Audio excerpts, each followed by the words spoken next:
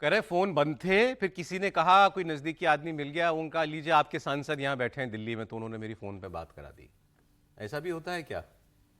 मतलब वो भी हमको, वो रुद्रव्रत जी भी जो है सबको समझ रहे हैं, वो कह रहे नहीं वे। लेकिन ये तस्वीर आप जो देख रहे हैं, ये शुभेंदु अधिकारी जब निकले भूपेंद्र यादव के घर से मीटिंग करके, उसकी तस्वीरें हैं। और चूंकि वहां मीडिया बाहर मौजूद है, बहुत भीड़ है, तो वो शायद इसलिए हिम्मत नहीं कर पा रहे होंगे। अंदर जो सांसद है उनको भी लग रहा होगा ऑकवर्ड हो जाएगा, बाहर निकलेंगे सारे, या तो कुछ बोले बाहर निकल के। शुभेंदु तो कुछ बोले नहीं। शोएब के पास एक बार हम फिर चलते हैं। कोई और हलचल हुई वहां पर, शोएब रजा?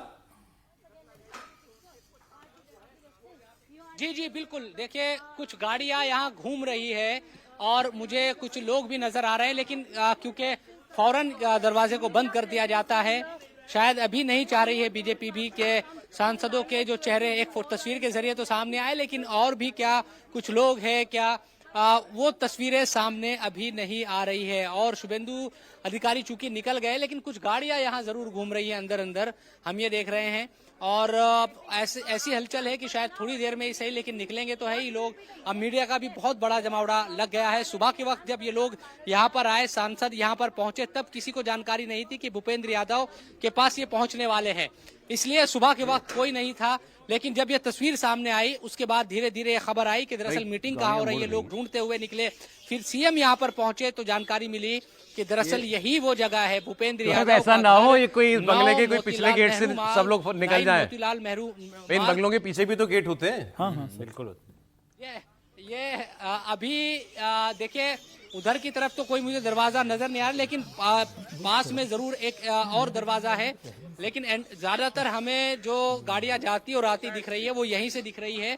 अब मीडिया यहीं है, लेकिन कोशिश करेंगे कि दूसरी तरफ भी कोई अगर गेट है तो वहां भी नजर बनाए रखे कि दरअसल कम से कम ये पता चले कि अंदर से कौन कौन निकला है। जब तमाम जो एमपीज है वो निकले। लेकिन जो बात हम कह भी रहे हैं कि 9 मोतीलाल नेहरू मार्ग से कॉन्स्टिट्यूशन क्लब बिल्कुल चंद मिनट की दूरी पर ही है, और यहाँ पर तमाम जो टीएमसी के सांसद है वो पहुंच गए। पार्टी में टूट हो गई। उधर ममता बनर्जी और अभिषेक बनर्जी को यकीनन इसकी भनक तो होगी, हम ये तो नहीं कह सकते कि भनक नहीं है, उनको पता है, लेकिन वो कुछ नहीं कर पा रहे हैं।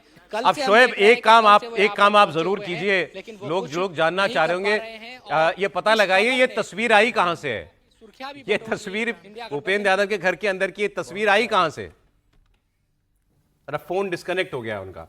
नहीं, ये तो ऐसा तो हो नहीं सकता भूपेंद्र यादव के घर की तसवीर कोई और ऑपोजिशन वाला भेज दे, या तो इन्होंने ही भाई वो वहां पर दे दी, किसी टीएमसी वाले ने रिलीज की है। सर ये मैनेज भी हो सकता है, ये देखिए अच्छे से फोटो खिंचाई गई, मैनेज मतलब ऐसे नहीं है, तय करके। इतनी दिलचस्पी है क्या? लेकिन कोई कैमरे की तरफ सांसदों में से किसी ने बाहर दी है तय करके फोटो नहीं हो सकती है, तय करके नहीं, कोई कैमरे की तरफ नहीं देख रहा। बीजेपी के अलावा कोई इसको रिलीज ही नहीं कर सकता। अच्छा, मतलब यदि किसी सांसद ने भी की होगी तो भी वो भूपेंद्र जी या बीजेपी के बिना पूछा होगा, उसके बिना पूछा होगा कि तो उसे रिलीज तो बीजेपी की तरफ से मानी। और ये मैसेज के लिए है कि भाई ये ताकि सनद रहे। 2:30 बजे जब आप प्रेस कॉन्फ्रेंस करें इंडिया गठबंधन की, तो उसमें ये बात को भी ध्यान रखें कि एक पार्टी अब वहां नहीं रही है। बेसिकली देखिए ये भी बात होती है कि हर पार्टी को कुछ टेबल पे लाना होता है ऐसी बैठकों में। हाँ। तो टीएमसी क्या लेके आएगी इस वक्त, जब उसके अपनी जो सांसद हैं, उनके अपने विधायक हैं, सब। अच्छा, इसको रिलीज करने से वो प्रेशर में भी आ गए ना।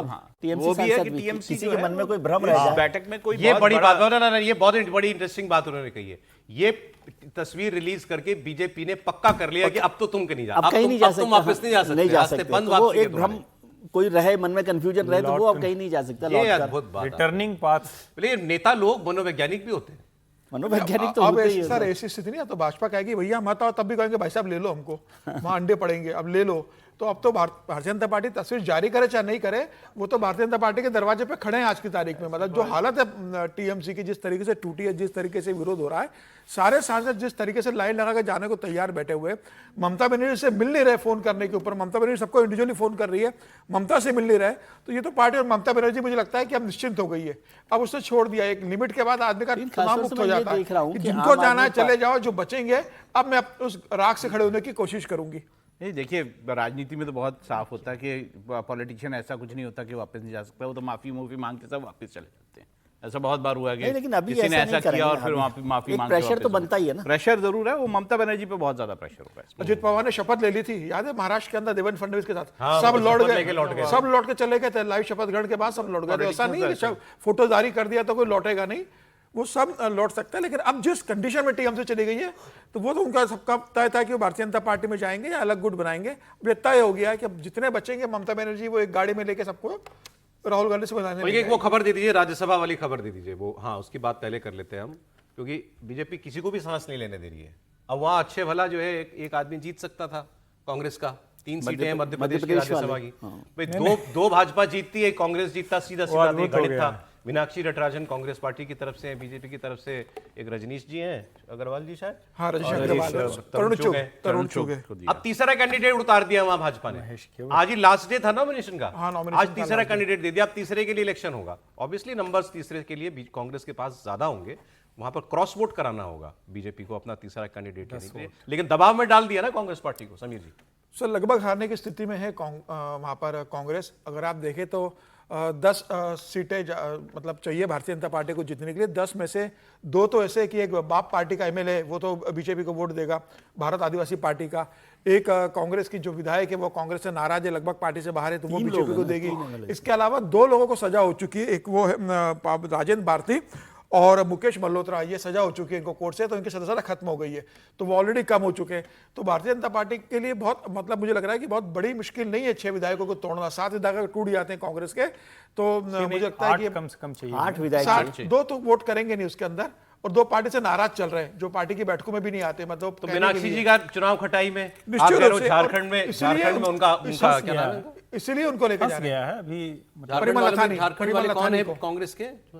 प्रणव झा, उनका भी फंसा हुआ है, वहां पर परिमल नथानी लड़ रहे हैं, शायद उनको समर्थन देगी। बीजेपी से कहा जा रहा है वहां पर कि बीजेपी उनको समर्थन देगी, और सारे विधायकों को लेकर मध्य प्रदेश के तेलंगाना जा रहे हैं। बीजेपी ये गलत बात है। लेकिन सारे सेफ वाले जो है कर्नाटका वाले, वो अपने अपने लोगों को दे दिए जाते हैं। क्यों? ये प्रणव झा भी तो अपने हैं। मीनाक्षी भी मैं कह रहा हूं, अरे इनको खतरे वाले स्टेट दिए हैं। अरे ये अनुमान नहीं था ना। सबसे सेफ कर्नाटका है। सर बीजेपी कहीं भी कुछ गड़बड़ कर दी इसमें भाजपा की बदमाशी है। मीनाक्षी जी कांग्रेस के, राहुल गांधी जी की सबसे कॉन्फिडेंट लोगों में से नहीं। और ये आज मैंने थोड़ा सा तंज करने की कोशिश की आपकी तरह, तो नहीं, मैं कह रहा हूं कि उनको नहीं पता ना कि बीजेपी नहीं, तो फिर वही बात है। अब आप सर के वाले में उस डोमेन में घुसेंगे तो बुरा नहीं लगेगा। नहीं, हम उनको नहीं पता ना बीजेपी ऐसा गड़बड़ कर देगी। महेश केवट, ये महेश केवट जो एमपी से जिसको तीसरा दिया है, हाँ, जिसको तीसरा टिकट दिया है, वो मछुआ बोर्ड के जो उसके अध्यक्ष है, उनको 6 साल से बीजेपी ने निकाल दिया था अपने क्षेत्र से पहले, और तब इन्होंने बयान दिया था कि मतलब क्षेत्र के अंदर, तब इन्होंने बयान दिया था कि भारतीय जनता पार्टी पैसों की राजनीति करती है, पैसों के दम पे किसी को भी खरीदती है, मैं पैसों के दम पर न झुक सकता हूं, न मुझे कोई खरीद सकता है। अब वो राज्यसभा का टिकट दे दिया भारतीय जनता पार्टी ने, तो वो